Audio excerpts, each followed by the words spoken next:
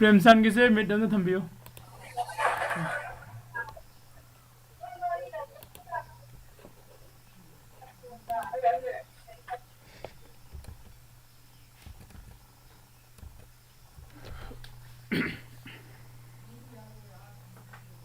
मसीसे ma'am सात pattern देना तासुकी gap fine में लेबने रिट्रेसमेंट लो वही टाइप नहीं मासे को आइडी कोई नहीं ये कांदा मार्केट से मथलों में लागतुरे नत्रगा मखालों में लागतुरे का इनका लुबा अदुगो ऑन ताइना ओपो कन्नदा कोई न खालु बिदुगी ऑपोजिट डायरेक्शन चटपा सुमजाओ को थिंगने का नियम ना हारी बसिगी डाउन साइड तासुकी को गैप एंड अप साइड तासुकी गैप फाइन फाइनल लेगा सीधे ले इसे मार्केट से सगी डाउन ट्रेंड लागबा मार्केट से मोदी निको डाउन ट्रेंड लागा मार्केट से सीधे गैप सो उबम लेगा मखादा रेट फुम तो हाइदि यामना कोई सेलर की प्रेशर से सेलिंग प्रेशर से यामना हाई होने लागपनी मार्केट से को अदुगो सीधे गैप पीरे सिगी गैप सिनिको तो गैप पीरेगा रेड कैंडल फॉर्म तो रेड कैंडल से फॉर्म तौरुबगा नेक्स्ट ग्रीन कैंडल फॉर्म तौरक पाइतरे सन सिगी ग्रीन कैंडल से फॉर्म तौरे अदुगी मतुंगदा खोना येंगे सिना ए सिदगी मथलोम द काब याय गान खलुबदो काब नतब सिदगी नेक्स्ट अमुक मथंग मथंग को हाइदि मखारोम दो इन कुम पइद येंबा सिगी कैंडल अहुम सिगी फॉर्म से लादे कोने नन्ना हंदे येंगे से कैंडल गी मागी आइदि कैंडल स्टिक की पैटर्न से नेट्रा कैंडल स्टिक की पैटर्न सिदा सिंगल कैंडल के कैंडल फॉर्म तौबा खोगी रिजेक्शन कैंडल सु लै अदैदि अमु डबल कैंडल आइदि कैंडल अनि न फॉर्म तौबा सु लै अदुगा कैंडल अहुम न फॉर्म तौबा सु लै कैंडल अहुम न फॉर्म तौबा सिदा आइदि पुरा सी तासुकी गैप गाइसे खोगी स्ट्रेटजी समनेबा को ममांग द खोइना येंगिबा इनसाइड को इनसाइड एंड आउटसाइड को no up and down do अदुगी टाइप ने आई ड्राइंग तौरगा सो अमुक जेंगमिना से है डाउन साइड तासुकी गैप से इमका रिपीट तौरमगे मार्केट से डाउन ट्रेंड लागबोय दिनी अदुगा से गैप फम लेरगा मासे गैप डाउन द है गैप त कनो से ओपन तौरक्तिनी को कैंडल रेड कैंडल फॉर्म तौरने अदुई मतुंग द ग्रीन कैंडल अमो ओपन तौरकपसे अदो से ऑपोजिट अमुक अमु तासुकी गैप आइडिसन अपसाइड से मार्केट से अप ट्रेंड लापनी गैप अप तौरका कैंडल फॉर्म तौरनी अदुगी मतुंग द रेड अम फॉर्म तौरे खलसी रेड कैंडल से मतुंग दसु अमुकसु हलगा हदि अपलोम द जेंगबै वरिनि को अदु सिदा लैरिबा कनो सिंगसे सिसिना कइनो कना खोगी बेरिस मार्केट ओने लामबसे बेरिस तदुम कंटिन्यूएशन तौगिबा हाइबनि को तासुकी गैप्स ने तौरिसे अदुगा कोगी बुलिश मार्केट ओने लामबसिना बुलिश मार्केट दम कंटिन्यूएशन तौगिब यानी को फे कोई ड्राइंग तौरगा सो कोई कनो तौसी जेंगमिनसी को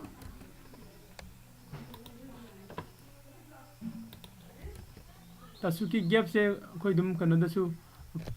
लाइव ट्रेड तौरकांदा हदि नहांखै खोन यामुन जेंगुदबगी को थेंगनदब यारमबैसि जाय अदु खोना होजिसे लाइव ट्रेड त इसान दम ट्रेड सुम तौब नत्रगना प्रैक्टिस तौरक खोलक मैम तौरकांदा थेंगनरक याय को सेकेंड फॉर्मेट अहुम से मागी साइज सिमक सुमाइना सुम चावगने हाबे लेते को खितंग साइज त फरक लाको याय दसी गैप से जावगनी को सी गैप से जावगनी मार्केट से बेरिस मार्केट ओइगदबने अदि मतुंग द कंटिन्यूएशन तौरक ओइदिनि को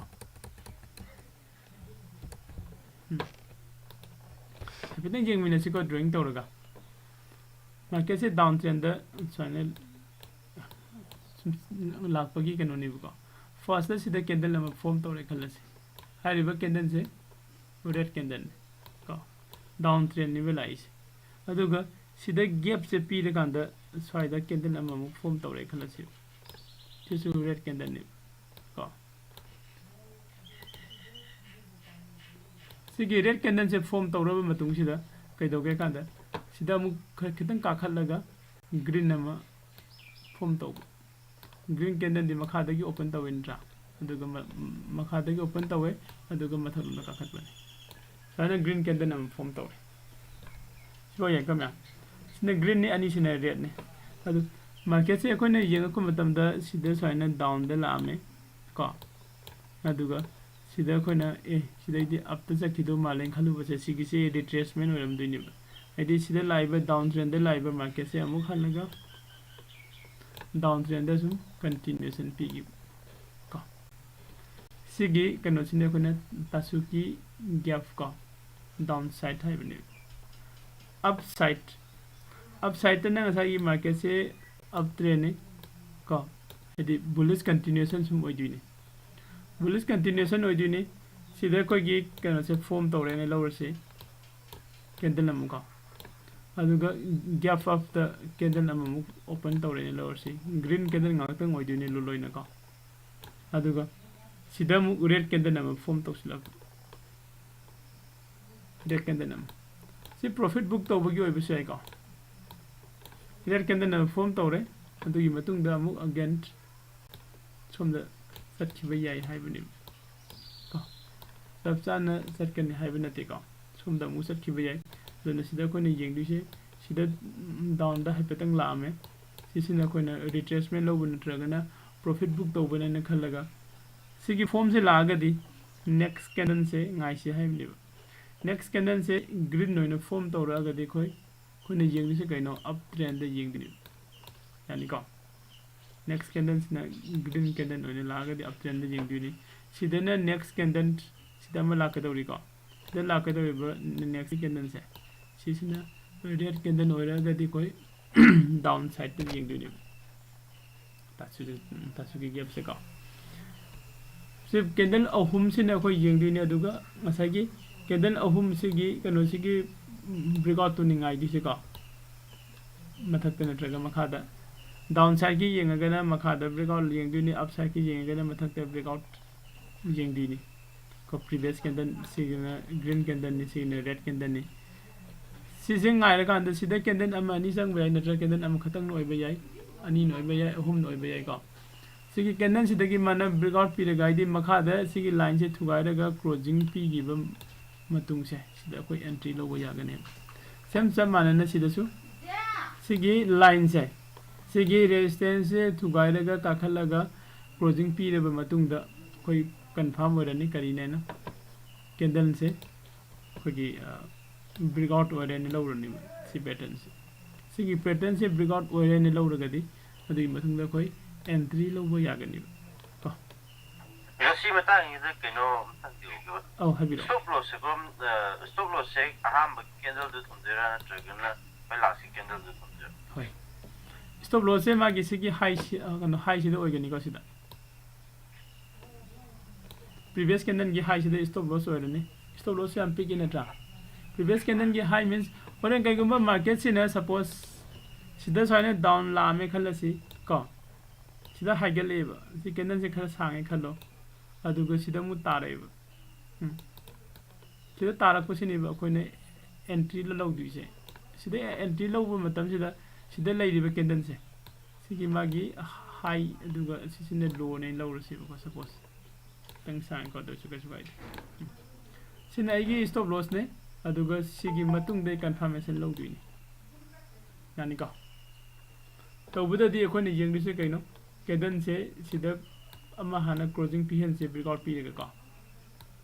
breakout pi de kedan ama hana closing pn se edi breakout to the false nataba false breakout to ko sang silu ga di pharak ta gi su yai ba aduna false breakout nataba da aseng breakout to khoi phanga ba matung de sida entry lo se sigi makha da candle form to ko yai na tra sigi line sit ne ko gi support am ko ne sida gmi se sitas to de ne candle na form to ko yai hai ri ba candle sida ko entry lo yai kana gum ba khadi ko ngai se ka dai de entry se lo ge hai kan da sigi candle sigi low si hindo kan da su entry lo ko हमने accuracy से खर high होइना भाई यानी को Madan question अतै के लेनो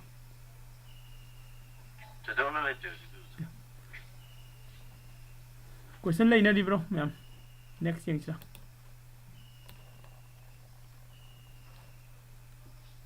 ꯌꯥꯅꯔꯕ ꯄꯨꯂꯞ ꯑꯣꯀꯦ ꯌꯥꯅꯔꯕ ꯃꯥꯜꯂꯦꯀꯣ Tasuki Gap 5 ꯅꯤꯀꯣ recording labor just guy oh recording ꯂꯩꯀꯣ ꯑꯩ ꯀꯩꯅꯣꯗ YouTube ꯇꯁꯨ ꯑꯗꯨꯝ ꯊꯥꯔꯤꯕꯅꯦ ꯍꯧꯖꯤꯛꯁꯨ double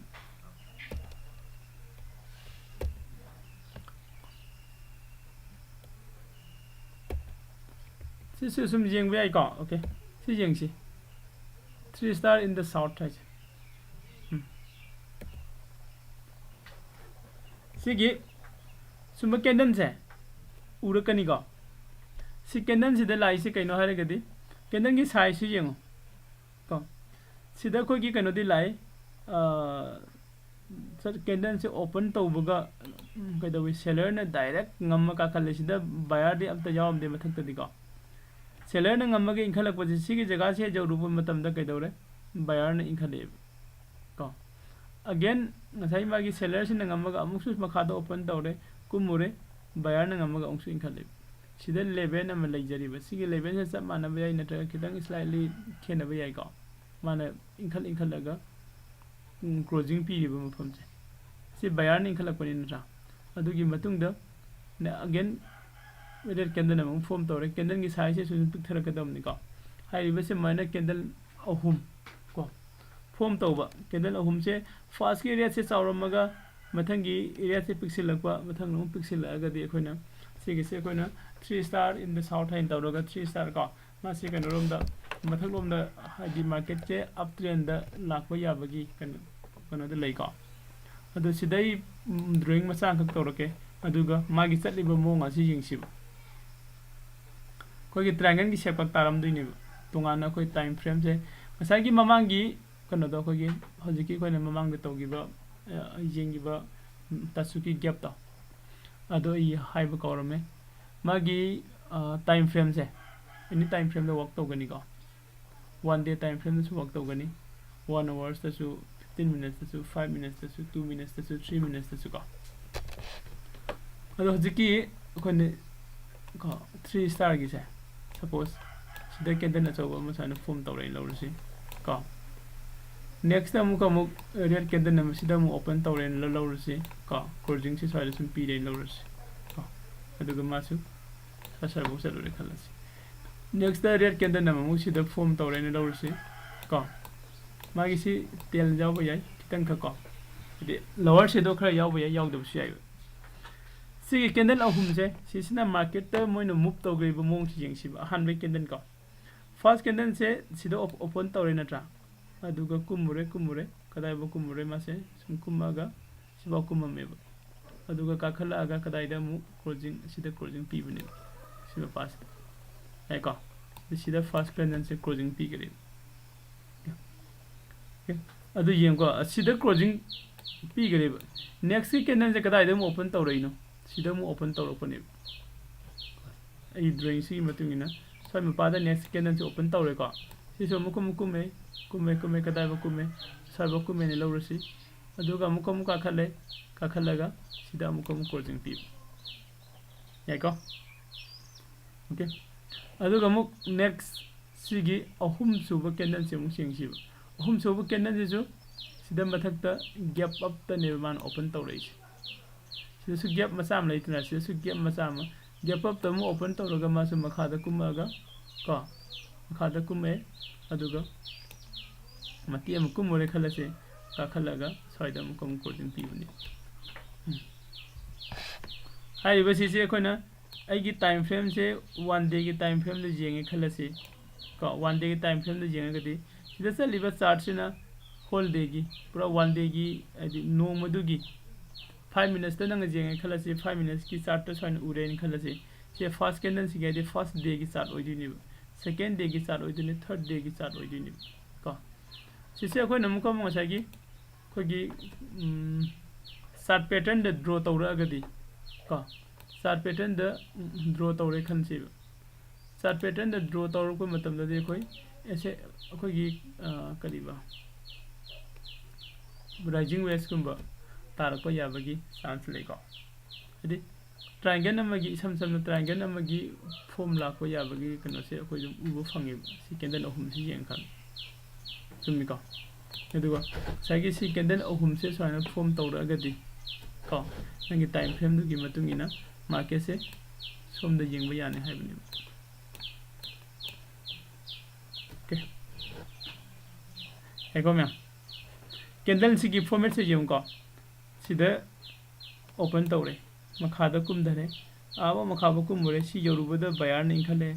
को सेलर की प्रेशर से सिबो इंदरुबने बायर ने खले सिदा क्लोजिंग पी करे अदुगा अमुक गैप अप त सिदा अमुक ओपन अमुक तौवे कैंडल से को अदुगा इंदरे को मखादा कुमगा आबो कुमरे मत्ते अमुक कुमरे बायर अमुक अमुक इंखले अदुगा सिदा अमुक क्लोजिंग पी बने अगेन सिदा काखलगा सिदा क्लोजिंग पी रे सिदा अमुक काखलगा ओपन अमुक तौरे को सिदा अमुक ओपन तौरबा मतुंग सिदा साइगी सेलर सिंह मोई नमदब याब नमदरे अदुबु बायर सिंह हाइजे कैनो सिगी जगह से सिदगी नंग हेंदरकबा यारोय हाइबि टाइप ता ngaga thamgari को सिगी जगह सिदगी नंग हेंदरकबा यारोय हाइबि टाइप ता ngaga thamgibani सिसिदा को अदुगा सोमना कनना सेलिंग की प्रेशर से सुम लागा सु सेलर की प्रेशर से सुम हंदरकता यामना बिग ओरमे खितंग मो हंदरे खितंग हंदरे बायर की दे मखादा सिदगी हेन कुम को यारो है nga कोई टाइम ने नंग सिदगी सुए हेंदर कनो है अदुना बायर सुम खलक पे हेलक बनी ने लास्ट मार्केट से अप ट्रेंड लाक को याई अप ट्रेंड कोई का खलक पगी अप ट्रेंड एंट्री संग बगी का अप ट्रेंड से कोई बायर नट्रग सेलर होइना दो एंट्री लो बजाई नट्रा ऑप्शन दे दो अप ट्रेंड आई मार्केट से एंट्री लो बजाई है अलर्ट ने बखने ले बिसे 3 star in the south यानी को क्वेश्चन ले ब्रो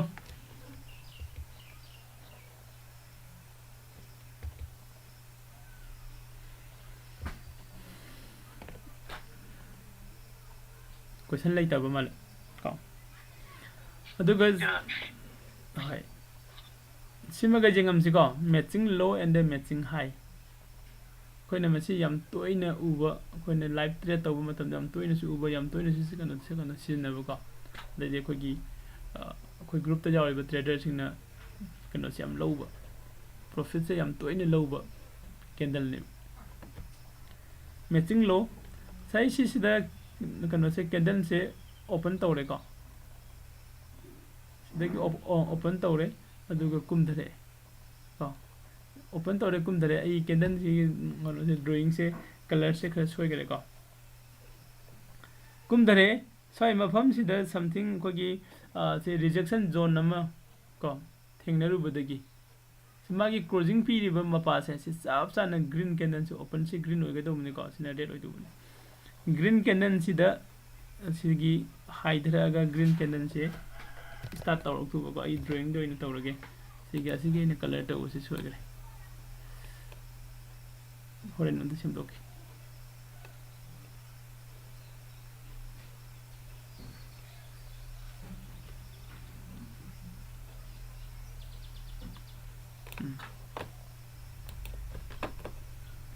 सिदा रेड कैंडल नम ओपन तौरे खलसी को हरिबा रेड कैंडल से मासे मथक लोम सुंगा तंका खलामेने लौरसी आइदे अपर से तो मसा अंगा हापिरम से को अदुगा मखरम दा हाइदरे को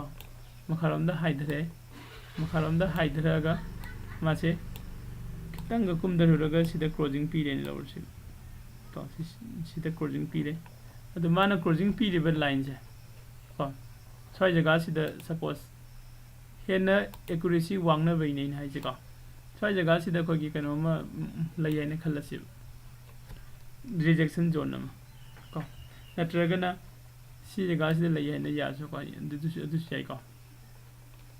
सिदा लयने लौरसी सी लय कान सिदा नेक्स्ट की कैंडल से सिसु सिगी लाइन से चप चान सागी मागी माना प्रीवियस कैंडल न क्लोजिंग पी गिबा मपा से चप चान ओपन तो चप चान ओपन तौरगा मखारोम न कुम मजाय नत्रगा मतम मथलोम कागी बे मखारोम न कुमम दने स्ट्रेट त कारागा दिको सिदि यामना कनु ओइबनी को सिदा मान स्ट्रेट त कारब को सी स्टेट ता कारगदि खोगी टारगेट से खोइना लाइव ता ट्रेड तौरखै मतुंगिना ने को खोगी टारगेट से फर्स्ट दा सिगी प्रीवियस कैंडल सिगी 50% सिदा खोई फर्स्ट टारगेट लौवे को अदुगा मथक किसिना अहेन बने सेकंड टारगेट ना प्रीवियस कैंडल सिगी मागी अखनो से बॉडी सिगी कनो खोई ओपन से सिना रेड ने अमसिना करी नेबा ग्रीन ओइदुनी सिना रेड ओइदुनी सिना ग्रीन ओइदुनी एका सिगी लाइव कैंडल अहान बगी कैंडल को सिगी मागी क्लोजिंग को अदुगा माई कनो से सिगी क्लोजिंग पी सिना क्लोजिंग ने सिना ओपन इन नत्रा रेड ओइबगी सिगी क्लोजिंग पी रिबा मपा से सब चाना ग्रीन कैंडल नमन ओपन तौराबा अदु इतादी खोगी टारगेट से सिगी प्रीवियस कैंडल सिगी मिडल सिदा की फर्स्ट टारगेट ओइबा याय अदुगा सेकंड टारगेट सिदा थंबा याय अदुगा मथक लोम दसु मदुम का कंटिन्यू तौगे याय करबा मतमदा माना फॉर्म तौरिबा मफम से नंगी रिजेक्शन जोन दो ओइरगदी डिमांड जोन गुमदा सी कैंडल से फॉर्म तौसिलागदी मासे अखोय अप ट्रेंड यिंगबा याय को सिदा याम तोइना थेंगनाबा कैंडल निको target first target second target है जे बाप तादो स्टेज द कमाय कम बा एरिया दनो एंटर तौबी जिबन एंटर की दी ngसागी सी कैंडल से फॉर्म तौरा दी सी कैंडल से नंग स्कैल्पिंग तौबा मतमदा अनि सुबा कैंडल से दे एंट्री सुम लौबा यारे हाइबनि को मागी सिगी बॉडी सिदा सिगी क्लोजिंग से सब मानन ओपन तौरा अगदी खतंग थुबम नि चंगी को असुम सिजनरगा हैरकनी नंग सिसे खोगी कोई इनाउ रजिब को दैदी ओजा किरन होइदो मयाम एक्सपर्ट ओइबनि सिकेंडन सिदा को अदो सिदा ओपन तौरगा सिगी ओपन तौरिबा कैंडल सिसु मरुबुजु कैंडल खंगी को हाइदि लोअर शेडो जाउदबा अदुम बन ओपन तौरगा काखलागदी एंट्री दुम लौसिंगरनि बि कैंडल सिदा दुम डायरेक्ट कैंडल सिदा डायरेक्ट एंट्री लौसिले अदि मतुंगदा प्रीवियस कैंडल सिगी मिडल से सी बॉक्स द कोई फर्स्ट टारगेट लो सेकंड टारगेट ना मागी सिदा लो पॉइंट दी याम दबने अदुबो से कोन ऑप्शन गुमदा पायरा कांददी ना ऑप्शन गुमदा पायरा कांदा कोई इन द मनी आइने लेको इन द मनी द संगसिलगा लौरो कांदा पॉइंट से दुम याम जम लोबो याय से सुम कोई तौरो कांदा सुम लाकनी को अदुगा होजेइना पॉइंट अम पंगिबन सिसे कोई कैंडल अतै मार्क त सुम फॉर्म तौरे मरक फॉर्म तौर कांदसु रिक्स का लौरगदम एंट्री तौरगा पॉइंट खा लौनबने बरोइन अदु हाइरिबे कैंडल सिना रिजेक्शन जोन द फॉर्म तौरबा डिमांड जोन द को डिमांड जोन द फॉर्म तौरगदी सिबाव खक्ता नते कैंडल से दम अप ट्रेंड को येंगबा याबगी आइदि मार्केट से अप ट्रेंड येंगबा याबई सासेस फंगबने यम तोइना थेंगनबा कनोनि को अखोय म्यामना ट्रेड तौब मतम हेको सिगा सब मानना सिगी ऑपोजिट ता ngसागी अमा कनो दो सिना मैचिंग लो निदना मैचिंग हाई हाइबम सु लैदिबा मैचिंग हाई सिना कोना डाउन ट्रेंड ने बजिंग तुसे मार्केट से को मार्केट से सुम मखारम दा हाई कनो दा से मथलोम दा काखले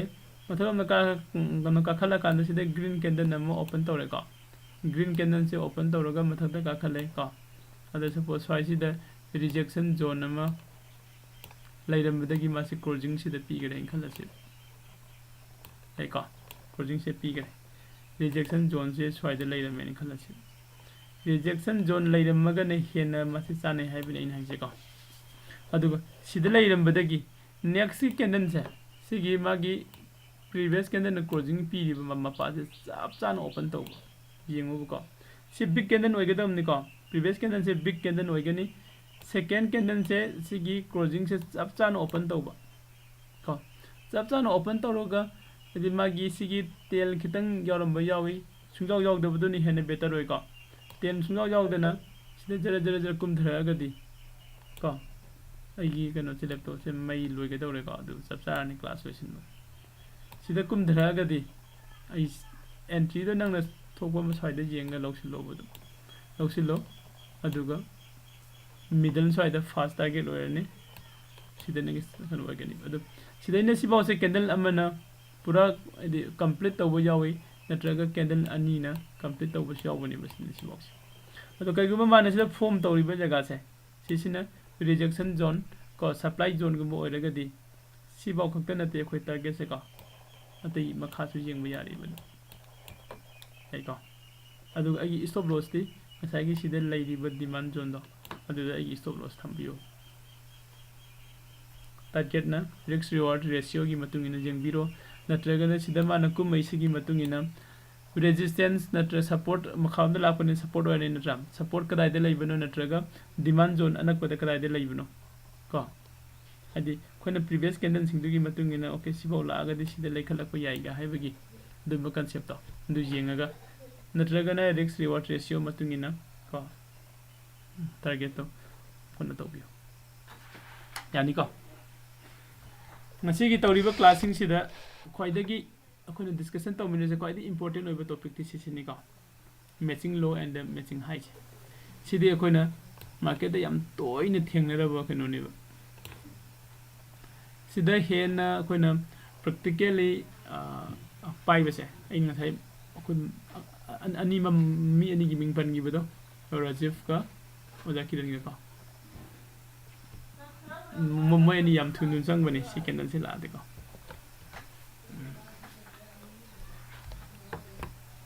question hangning ba laina ri bro ma'am leite ka jotte don leite keno class se link thak pasu ai mata tak pani ne te u ho do zum to e to oh evening je ai handak je at sang de ba ne me ta jaw sil ko du gi ni so ya de narang je class taw ge to ro me ade di ka de hojik je load shedding matang wak tar aina pung tare ki class ya to mai put amut muthoki bugumba ade mai mu khareng haktang lai daga to ge da fathoki dai da sa da mi amani thingna bugumba ade ba yaring khai di tawna no hona daga ni ko dum ado hai ayuk ta su numidang na su recording se tham ko ai dum class ya dum yaring khai tawna no hona rakhe ko ado ai tu hojik su mai lakre pung ni pan da tang lai dem kum la kan la se ko adai sai de kan lo sin lage battery chu down ore ko andu ko hai oren evening da pun ba ya de pun se andu discussion to minus